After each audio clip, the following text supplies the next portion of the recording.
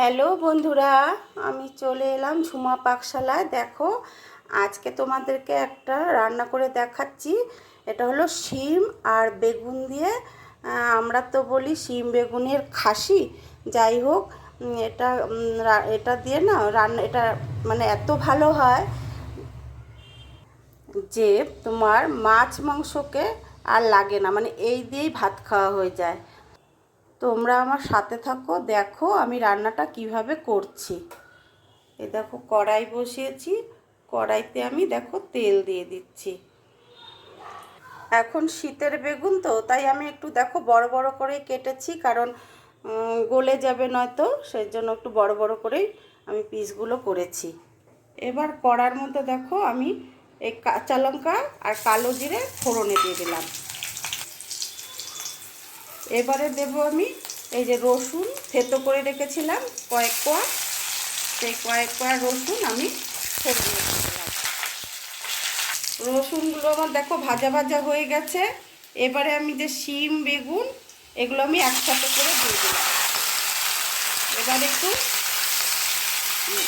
একটু নাড়াচাড়া করে নেব রসুন আর লঙ্কার সাথে।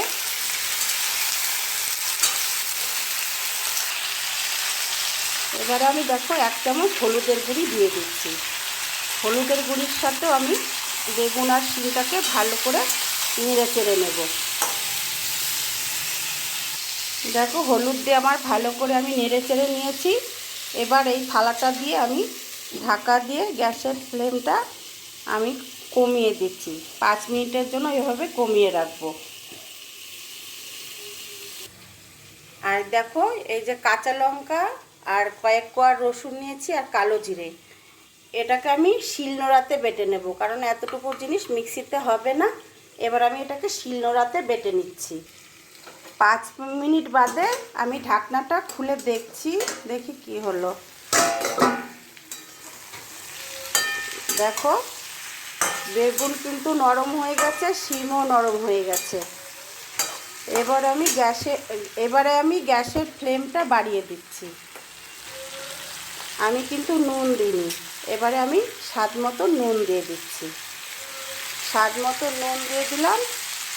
আর দেবো হলো তোমার এই যে কালো জিরে, কাঁচা লঙ্কা আর রসুনটা যে বেটে নিয়ে এলাম শিলনোড়াতে, এই বাটাটা আমি এর মধ্যে দিয়ে দিচ্ছি।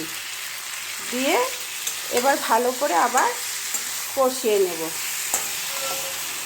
যারা মনে করো মিষ্টি দিতে চাও মিষ্টি দিতে পারো, আমি দেব না। যাই হোক, আমি মিষ্টি ছাড়াই করছি। এবার ভালো করে নাড়াচাড়া করে একটু সামান্য একটু আরেকটু মানে কষিয়ে নেব। আর একটু কষিয়ে নিলে একটা যে কাঁচা রসুনের একটা গন্ধ হয়, সেই গন্ধটা চলে যাবে। এই রান্নাটা কিন্তু খুব ভালো খেতে। এটা দিয়ে ভাত 1 থালা মানে ভাত খাওয়া হয়ে যায় এটা দিয়ে মেখে খেলে।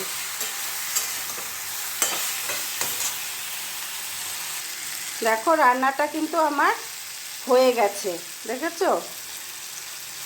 এই যে বেগুনগুলো এরকম দেখো, এখন তো শীতের বেগুন খুব তাড়াতাড়ি একদম সেদ্ধ হয়ে যায়, এরকমই থাকবে। আর শিমগুলোও সেদ্ধ হয়ে গেছে।